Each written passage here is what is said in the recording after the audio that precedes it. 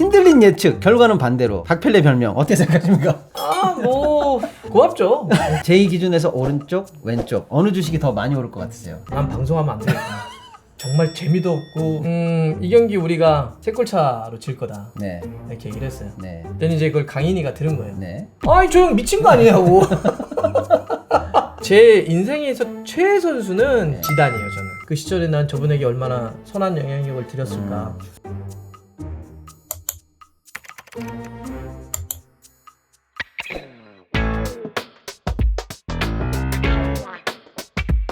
인터넷으로 봤어요. 그랬더니 소속사가 있어요. 엔터테인먼트 소속사. 연예인이야 뭐야? 이거 어떻게 된 겁니까? 이거 연예인입니까? 뭐 연예인이 아니고, 그러니까 네. 제가 좀 되게 특이하죠. 그러니까 아마 과거와 같은 시스템이었다고 한다면 존재하지 않을 사람이죠. 예전에는 뭐 해설위원 그러면 텔레비에 나가서 중계를 하는 사람 정도로만 그거 하나 하면 되죠. 근데 요즘은 되게 다양한 플랫폼, 다양한 매체 이런 것들이 막 생겨나다 보니까 뭔가 자기의 의지와 몇 가지만 있다면 할 수 있는 공간들이 되게 많아지죠. 그러니까 저도 예를 들면 제가 운영하는 유튜브가 있고 네. 또 제가 출연하는 방송국과 예. 뭐 매체들이 있고 네. 행사를 하기도 하고 네. 그다음에 광고를 찍기도 하죠. 예. 그 중에 이제 예를 들면 광고나 방송국의 뭐 예능이나 네. 이런 거를 계약을 할 때는 제가 직접 하진 않고 네. 이제 그럴 땐 좀 힘이 필요해서 기획사 연예인 많네요. 연예인은 많은데 이제 연예인 중에 연예인 병까지 가는 사람들이 있어요. 검증해 보도록 하겠습니다. 근데 방금 살짝 말씀해 주셨지만 직접 운영하시는 유튜브가 있는데 달순의 라이브? 네. 야, 무려 46만 대박입니다. 너무 재밌어요, 저도. 달순의는 무슨 뜻이에요? 죄송해요. 이걸 모르네. 달수가 뭔지.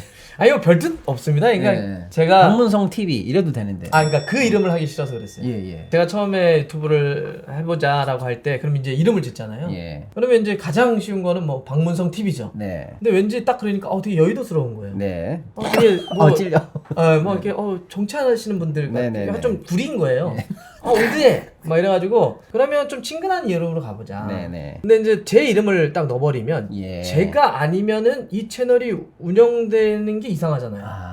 박문성 TV는 항상 박문성이 나와야 되는데 근데 저는 제가 나오지 않아도 제가 없어도 운영될 수 있는 채널이어야 된다. 그냥 축구를 좋아하는 사람들이 언제든지 나와서 마치 여기는 축구의 놀이터처럼 축구를 이야기하고 그 이야기를 들으면서 같이 깔깔대면서 웃을 수 있는 정보를 교환하거나 이럴 수 있는 공간이어야 된다라는 두 가지 문제의식이 있었어요. 그래서 그럼 뭐로 하지라고 할 때 그 제가 아이들이랑 같이 저희 아이들 제일 재밌게 봤던 만화 영화가 마당을 나온 암탉이라고 하는 게 그럼요, 있습니다. 봤죠. 그거 약간 좀 잔혹하긴 한데 거기에서 수달이라고 하는 재미난 캐릭터가 있죠. 우리 아이들이 너무 좋아했어요. 저를 집에서 그 영화를 보고 난 다음에 가끔씩 아빠 대신에 뭐 달수씨 그랬었거든요. 그 만화 이후로 그냥 아이들이 좋아하는 이름 누구나 편한 이름 달수 편하네 이렇게 해서 달수. 비밀이 풀렸네요.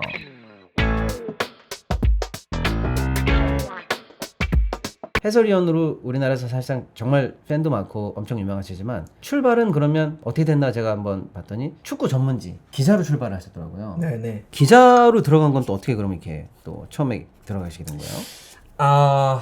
운명 이런 얘기하면 그렇잖아요. 그죠? 운명이죠. 오글거리니까. 아니에요. 인생이 그런 거 다 없습니다. 운명입니다. 그런 거 없고요. 네. 제가 학교를 나올 때가 이제 IMF였어요. 그래서 이제 졸업하면 뭐 해 먹고 살지 이런 고민을 제일 힘든 했었는데, 시절이에요, 사실. IMF 학번이시니까. 그래서 이제 고민해 보자 해서 미디어 쪽에서 일을 하면 좋을 것 같다는 생각을 좀 했어요.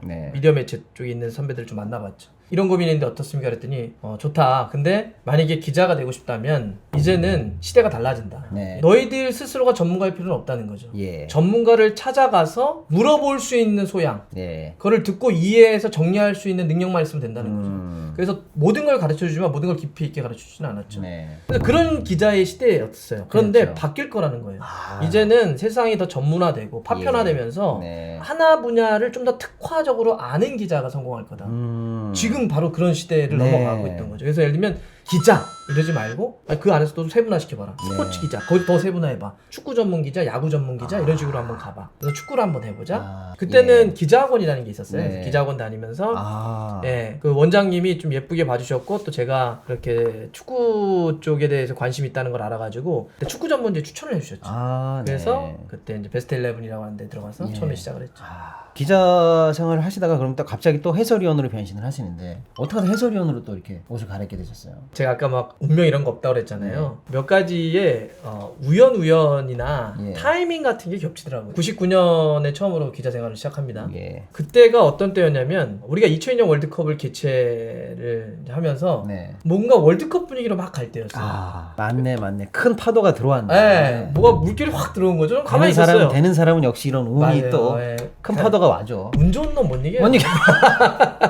뭐 사람들이 즐기는 사람 이거 안 아닙니다. 돼. 무조건 운 좋은 놈이에요. 최고입니다. 저도 진짜 운 좋은 놈이었죠. 그러니까 그렇게 딱 들어왔는데 뭐 예를 들면 축구 채널이 만들어졌어요. 축구만 하는 채널이 그때 당시에. 제가 기자한 지 딱 1년 만에 유로 2000이 딱 시작하니까 방송에서 연락이 온 거예요. 제가 그때 20대였는데 저한테 해설을 해볼 생각이었는데 그냥 저요? 대뜸? 네. 저요? 그랬더니 저를 어떻게 알고 연락을 하셨습니까? 그랬더니 제가 쓴 기사를 봤는데 잘 읽었다 그러면서 그러면 유럽 축구를 좀 얘기해 줬으면 좋겠다. 그래서 아니 뭐 그 글을 쓴 거랑 말을 하는 건 어떻게 똑같냐고. 저 못한다고. 그랬더니 몇 번을 얘기하셨는데 제가 그때는 정말 못하겠더라고요. 이거는 제 양심에 찔려서도 못하겠더라고요. 준비가 전혀 안 된 거니까. 그래서 이제 그렇게 했는데 아까도 말했지만 물결이 크게 들어왔잖아요. 계속 이제 예를 들면 뭐 해설이 아니더라도 사람이 필요했구나. 그러니까 예를 들면 지금 라디오, 그러니까 제가 처음 나갔던 게 KBS 라디오였는데 제가 그때 2002년 월드컵 공식 그 오피셜 가이드북 이게 또 필진이었어요. 한국 필진으로 참여를 했었는데 그걸 또 보고 이제 KBS에서 연락이 와서 월드컵 준비 상황을 한번 얘기해달라. 그거는 말 그대로 소식을 전하는 거니까 그건 한번 해볼게요라고 해서 나갔죠. 와, 제가 그걸 나중에 녹음한 걸 들어봤거든요. 난 방송하면 안 되겠구나. 정말 재미도 없고 무슨 말인지도 모르겠고 막 벌벌벌 떨고 막 안 되겠구나 난 그랬는데 그 이후로 저는 그렇게 느꼈는데 계속 연락이 더 오는 거예요. 교통방송, 뭐 MBC 이런 데서 계속 이제 고정 프로 맡아서 하고 그리고 이제 끝났는데 또 여기서 큰 물결이 오죠. 우리가 생각지도 않았던 4강을 해버렸어요. 4강을 하니까 우리나라 선수들이 막 유럽을 막 진출해요. 유럽을 진출하니까 본격적인 유럽 축구를 중계할 사람이 필요한 거예요. 저보고 이제는 해볼 수 있지 않겠냐? 라고 해서 설기현 선수 벨기에, 송정국 선수가 네덜란드 뛸 때 그때부터 해설을 시작하죠. 그게 2002년 8월인가 그렇게 됩니다. 그렇게 그냥 운이 좋았어요. 아닙니다. 해설가로도 상당히 많은 팬들도 확보하고 빵 터졌단 말이에요. 노력을 많이 하신 건가요? 별도의 노력을? 해설가로서? 노력 안 하시는 분들이 얼마나 될지 모르겠어요. 다들 어떤 기회가 주어졌을 때 그걸 붙잡기 위해서 다 노력을 하시겠죠. 그냥 어찌 보면 저랑 좀 맞았다? 이런 느낌도 좀 들어요. 그러니까 우리가 어떻게 사는 게 행복하지? 라고 사람마다 물어본다면 답은 다 다르겠죠. 나는 이 정도의 돈을 벌었으면 좋겠어. 난 이 지위를 얻었으면 좋겠어. 난 어디까지 올라갔으면 좋겠어. 뭐 이런 얘기. 사람마다 원하는 행복의 기준들이 다르니까 형태는 다 다르게 존재할 텐데 모든 사람들이 다 포함될 수 있게 한 줄로 정리한다면 이렇게 되지 않을까요? 좋아하는 걸 잘해서 먹고 살 수 있다면 그럼 다 행복한 거죠. 그렇죠. 저한테 맞았다라고 하는 게 잘한지는 모르겠는데 제가 좋아하는 축구를 뭔가 말이나 이렇게 표현하는 것 자체에서 좀 즐겼던 것 같아요. 제가 유튜브 하면서도 그런 얘기를 주위에 친구들한테 많이 하는데 저희가 처음에 유튜브 만들 때 그런 얘기를 했어요. 우리 이런 순간에 오면 이거 문 닫자 이랬어요. 우리가 이 채널을 운영하는데 우리 스스로 재미없다? 그러면 그만해야 된다. 특히나 이거는 사람들에게 뭔가 소비되는 컨텐츠인데 컨텐츠를 만드는 사람이 정말 짜증나 재미없어 이러면 이 컨텐츠를 보라고 누구한테 얘기할 수 있으며 그건 사람들 보지도 않을 것이다. 그러니까 우리가 이 유튜브 채널을 그만둬야 되는 순간이 온다면 그거는 우리가 재미없다고 스스로 느껴지면 그만둬야 된다. 저는 항상 새로운 시도하는 거 좋아하거든요. 방송을 하는 게 한 20몇 년인데 잘 될 때도 있고 안 될 때도 있었죠. 새로운 시도들이. 하지만 끊임없이 새로운 시도를 하려고 하는데 그게 왜냐하면 그런 자체가 즐거워요. 막 이상한 짓을 해보고 막 이상한 걸 해보고 막 이렇게 할 때가 그런 거를 좀 즐기는 걸 그래도 좋게 봐주신 게 아닐까?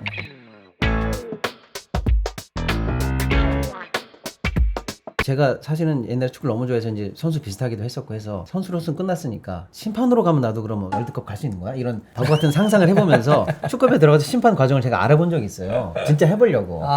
유소년 팀부터 해서 엄청 올라가야 1급 심판까지 올라가도 갈 수 있더라고요. 그래서 단계별로 올라와야지. 네, 저거 못하겠다. 그래서 접었는데 해설위원님도 심판 과정을 수료하셨습니다, 여러분. 이거 왜 하신 거예요? 일주일간의 심판 교육을 수료했죠. 체력 테스트에서 마지막에 떨어지긴 했는데. 축구 쪽에서 일을 하다 보니까 예. 이런 그 스스로의 갈증이 생기더라고요. 네. 축구의 본질이 뭐지라고 생각했던 거예요. 축구의 본질. 그러니까 축구팀의 역사를 알고 선수의 프로필을 외우고 이것도 뭐 축구의 영역이긴 하지만 네. 축구의 본질은 네. 축구라고 하는 스포츠는 어떻게 운영되지? 예. 세 가지죠. 선수가 있어야 됩니다. 그렇죠. 축구가 되려면 네. 뛰는 선수들이 있어요. 두 번째는 이 선수들이 어떻게 뛸지 질서를 네. 정해주는 전술을 책임지는 감독이 있어야 돼요. 감독. 세 번째는 이런 선수들이 감독의 전술 안에서 뛰되 서로 상대방과 합의한 룰이 있어야 돼요. 그렇죠. 태클을 이렇게 들어오면 파울이야. 그렇죠. 너 이렇게 머리 받으면 안 돼. 네. 그 규정이 있어야 돼요. 예. 이 세 가지가 존재하면 축구 경기는 이루어집니다. 네. 이 세 가지에 대해서 이해를 해보자. 선수를 이해해보고 네. 감독을 한번 이해해보고 규칙을 좀 더 이해해보자. 이런 예. 고민들이 있었죠. 그래서 네. 심판 교육을 받게 된 거죠. 아, 그러셨군요. 제가 하나 말씀드리고 싶은 건 축구를 좋아하시는 분들 요즘은 네. 워낙 많으시잖아요. 네. 심판과 관련한 규정집을 매년 네. 꼭 한 번씩만이라도 읽어봤으면 좋겠어요. 책을 읽듯이.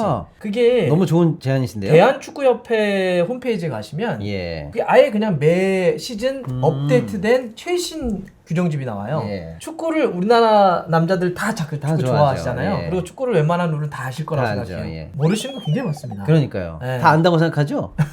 100분의 1 정도 될걸요, 그죠? 그러니까 되게 예. 착각하고 있는 것도 많고요. 예. 아니면 예전 룰로 이해하시는 분들도 그렇죠, 많아요. 그렇죠. 예를 들어서 코너킥에서 코너킥을 바로 올렸어요. 네. 근데 아무도 맞지 않고 골대 맞고 다시 튕겨 나와서 코너킥을 찬 선수가 잡았어요. 네. 이거는 어떻게 처리해야 될까요? 어떻게 처리해야 될까? 가만있어 봐. 코너킥을 찼는데 골대를 맞고 튀어나와서 코너킥을 찼던 노바운스로 자기가 잡았다 이거죠? 네. 안 되는 것 같은데요, 느낌상? 어떤 거죠? 어떻게- 왜 안 되죠? 일단은 다른 사람을 맞고 자기가 맞아야 될 것 같은데요? 그렇죠. 이제 이거는 자기는 공을 안으로 던져준 사람인데 그렇죠. 자기가 다시 잡았으면 아직 안 들어간 것처럼. 그렇죠. 그렇게 처리해야 이거는 되지 마치 않을까요? 코너킥을 드리블해서 갔다고 생각하는 거죠. 아, 투터치 위반으로 걸리는 거예요. 투터치. 잘 맞췄죠, 저?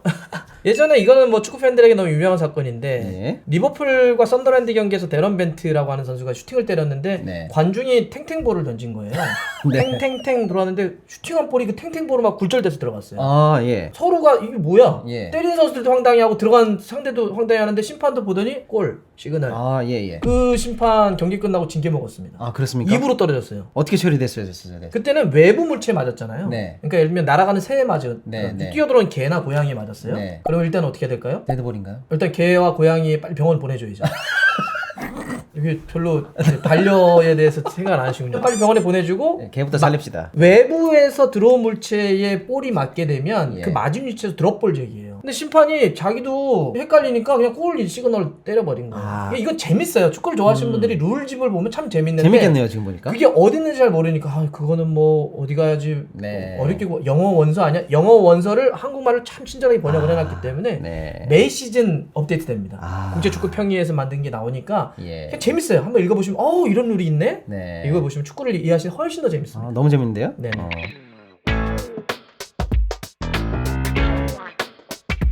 그래 아무튼 해설위원으로 빵빵 뜨셨는데 별명이 갑자기 어떤 별명이 생기셨어요? 박펠레.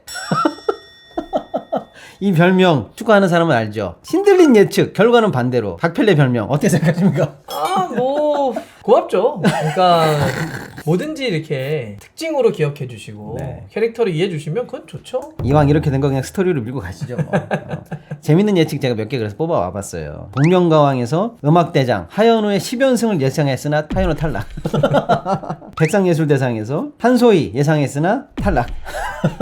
우리나라가 결승까지 간 2019년 U20 월드컵에서 라디오 인터뷰를 하시는데 우리가 우승하기를 바라는 마음에 무조건 상대편이 우승한다고 스스로 박펠레를 인정하시고 그래서 사람들이 뭐야 저 사람 그랬더니 근데 요거 저거 한 번 있었어요. 근래에 네. 좀 안타까운 일이긴 했는데 네. 이강인 선수가 제로톱으로 나왔었던 예전 일인데 네. 일본 가서 평가전 했을 때 3대0으로 진 경기가 있어요. 네. 근데 제가 그 경기의 예측을 라디오에서 YTN에서 하면서 이 경기 우리가 3골 차로 질 거다 네. 이렇게 얘기를 했어요. 네. 그랬더니 이제 그걸 강인이가 들은 거예요. 네. 근데 강인이 캐릭터를 이해를 못했던 거예요. 네네네. 아니 저 형 미친 거 아니냐고. 아니 일본이랑 경기하는데 이거 무한 짓이냐. 그래서 딴 사람을 통해서 저 형 뭐라고 좀 말 좀 못하게 하라고. 그래서 아니 반대로 한 건데 근데 그때 또 결과 맞아버려가지고 맞아버렸어요? 이럴 때 꼭 맞아요. 그날 이후로 박펠레 명성이 일단 금이 가긴 했는데 근데 이건 전혀 축구랑 상관없는 건데 해설위원님이 박펠레 명성 여기서 끝을 낼 거냐 말 거냐 재미삼아 여러분 비슷한 종목을 두 개를 놓고 연말에 어디게 더 오를 건가 저는 여기다 오른쪽 왼쪽을 써놨어요. 해설위원님 몰라요. 그냥 찍기예요. 왜냐면 알고 하면 또 이상하니까. 저는 보여줘도 몰라요. 모르니까 오늘 기준으로 종가를 놓고 상승률을 딱 봐서 연말에 박펠레님의 명성이 맞으면 반대로 가야 되는 거고 박펠레 명성을 끝내려면 예측한 대로 가야 됩니다. 여러분 재미로 해보는 거예요. 제2 기준에서 오른쪽 왼쪽 어느 주식이 더 많이 오를 것 같으세요? 아 어디가 더 오를 것 같냐고요? 네, 찍어보시는 거죠. 지금 제 손이 오른쪽으로 멈췄네요. 오른쪽이 더 많이 오른다. 연구 박제하도록 하겠습니다. 이게 뭐예요?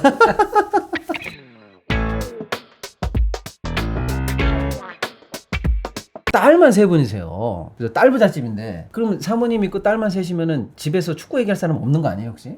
그래서 밖에서 축구 얘기 많이 하잖아요. 집에서는 네. 가족끼리는 대화하는 거 아닙니다. 그냥 잠만 자고 나오는 공간이죠. 네. 그런 말씀 저한테 옛날에 하셨는데 집에서 나를 가장 사랑해주고 내 영혼의 스프처럼 나를 정말 위로해주는 사람은 사람이 아니다. 우리 집에 있는 고양이다. 고양이를 너무 사랑하시던데. 제가 살면서 선택했던 몇 가지 중에 예. 정말 잘했다라고 하는 선택 중에 하나가 고양이. 네. 제가 집사가 된 겁니다. 예. 기꺼이 자발적으로. 예. 저도 시골 출신이어서 전 집에서 목장을 했었거든요. 아 그러세요? 네, 목장을 해서 이렇게 동물은 집 밖에서 가축 키운다. 느낌이었죠. 가축이라는 네. 느낌이 사료주고 먹이주고 네. 아무튼. 예.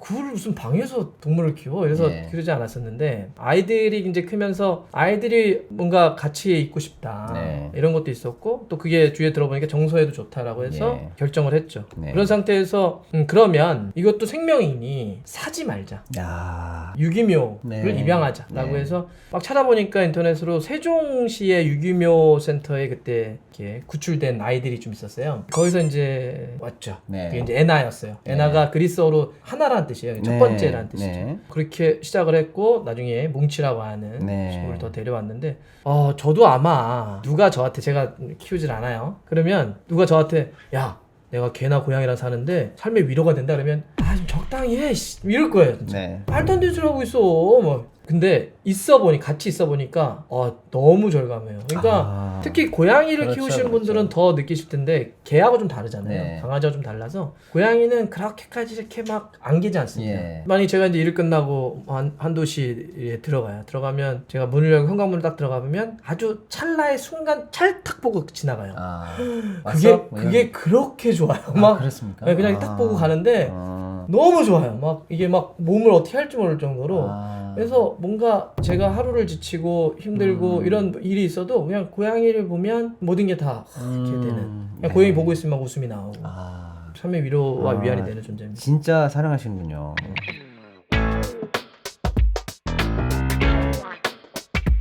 초반은 잠깐 말씀드렸는데 유럽 여행을 가족들분들과 함께 다녀오셨잖아요. 굉장히 바쁘세요. 유튜브도 하고 해설도 하고 행사도 많으시고 한데 삶과 일의 어떤 그 워라밸 어떻게 챙기시는 편이세요? 평상시에는 워라밸이 거의 무너져 있죠. 예, 그러니까 약간 보니까 어쩔 수 없이 저 부모님의 아들이구나 이런 걸 느끼는 게 어머니에게 제가 그런 얘기 할 때가 있었거든요. 어머니 왜 이렇게 일을 해?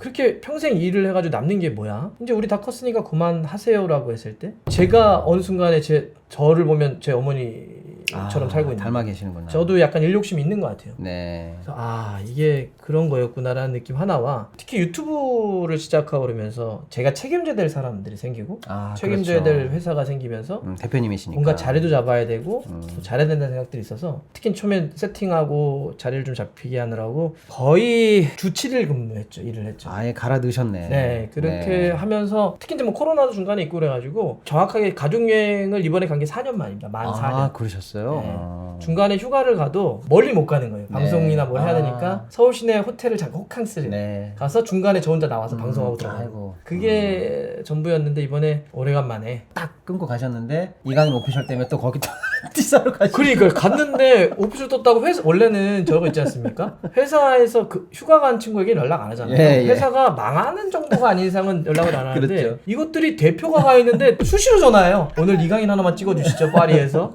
저 파리에서 영상 2개인가 3개 찍었고요. 그다음에 스위스 넘어갔는데 스위스에서 또 찍었고요. 저 아시안 게임. 그리고 되게 이번 신기했어요. 파리를 갔더니 이강인 파리 오피셜 떴고요. 프랑크푸르트 딱 도착했는데 김민재 바이에른뮌헨 오피셜 떴어요. 네. 일복은 타고 나셨네. 예.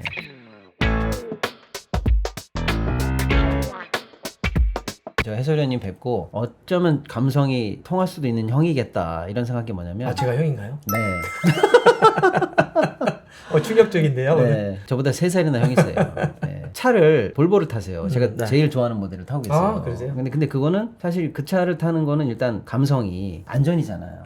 가족들이 타는 차니까 안전해야 된다. 그런 지향이 있는 사람들이라고 저는 생각을 개인적으로 하는데 그 다음에 오늘도 향수를 뿌리고 오셨는데 제가 좋아하는 향수예요. 샤넬 쓰세요? 좋아하는 게 몇 개 있는데 그래서 이 향수 고르시는 취향, 차 고르는 취향, 그 다음에 또 직업이 본업이 또 축구시니까 또 노래도 좋아하신다고 하고 그래서 이 형님 뭔가 친해지면 감성 나오고 맞겠네 이런 생각했거든요. 본인의 이런 어떤 취향은 어떠세요? 취미, 취향, 인생의 기호? 저는 사실 네. 이성애자여가지고 뭐 얘기하셨던 거 그러니까 예를 들어서 볼보를 선택한 건 진짜 딱 말씀이 맞고요. 네. 제가 아이들이 셋이다 보니까 예. 차를 선택하는 기준이 되게 간단해요. 네. 안전. 색깔, 뭐 안전 뭐 이 정도입니다. 뭐 나머지 뭐 기통 이런 얘기도 잘 몰라요. 그래서 좀 안전한 차가 좀 필요했다 해서 그렇게 한 거고요. 학창 시절에 밴드 보컬을 하시고 노래를 엄청 잘하신다고. 노래 잘한 건 아니고요. 그냥 그때 학교에 있는 이제 보컬 팀이었는데 노래 부르는 걸 좋아하니까 잠깐 있었죠. 노래 잘하세요? 좋아해요.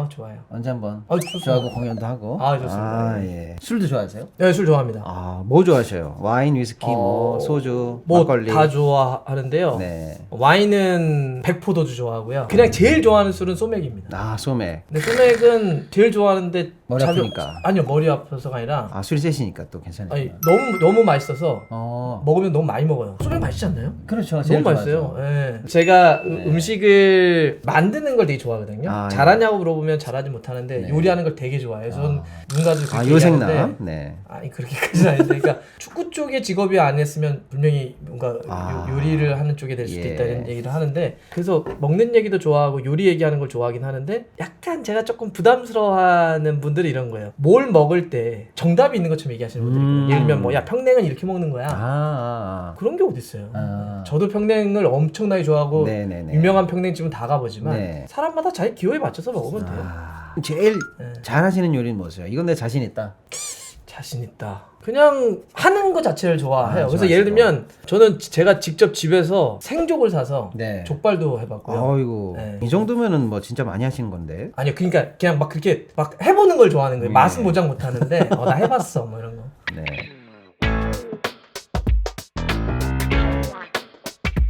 가장 무식하고 어이없는 질문이긴 하지만 그러면 해설위원님의 원픽, 내가 제일 좋아하는 축구 선수는 누구예요? 제일 좋아하는 축구 선수요? 저는 마라도나입니다. 펠레, 음바페, 뭐 손흥민 선수 미안합니다만은 마라도나가 제일 좋아요 저는. 제 인생에서 최애 선수는 지단이에요 저는. 지단. 네, 지단. 제 마음속엔 여전히 우리나라 돈 기준으로 1,000억 이상의 가치를 순수하게 갖고 있는 선수는 전 지단이라고 생각해요. 제가 지단이 뛰는 걸 현장에서 보면서 그 처음에 느꼈던 소름이 돋는 그 순간은 지금도 생생해요. 저렇게 할 수가 있을까? 기술적으로도 압도적이지만 이 경기장에서 이 팀을 통제하는 그걸 리더십이라는 걸 수 있고 카리스마라고 할 수 있는데 압도적입니다. 그러니까 당시에 프랑스 대표팀이 지단에게 일단 볼을 딱 줍니다. 그러면 지단은 주위를 딱 스캔해요. 그러면 볼을 지단에게 딱 준 모든 프랑스 선수들은 일제히 뛰어들어가요 공격으로. 5명이 뛰어들어가고 있어요. 그러면 지단이 딱 5명을 봐요. 그리고 그 중에 1명을 머릿속에서 선택한 다음에 발로 빵 때려 넣습니다. 그러면 5명 중에 1명 발 앞으로 딱 떨어져요. 이 5명이었는데 어떻게 공격으로 뛰어들어갈 수 있느냐? 믿음이 있는 거예요. 지단은 볼을 절대 뺏기지 않아. 그러니까 저 친구에게 패스해주고 우리가 뛰어들어가면 저 친구는 뺏기지 않고 우리에게 무조건 1명 중에 줄 거야. 와, 그걸 보는데 이게 미쳤구나. 그걸 보면서 정말 최고의 선수구나.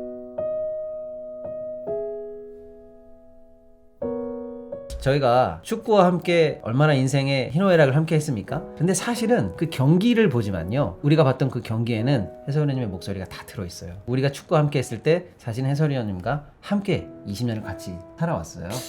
가끔씩 길거리를 간다든지 뭐 어딜 갔을 때 이제 아주 가끔씩 알아봐 주시고 감사하게도, 그래서 저에게 어떤 이야기를 해주셨던 분들 중에 가장 기억에 남는 말이 하나 있어요.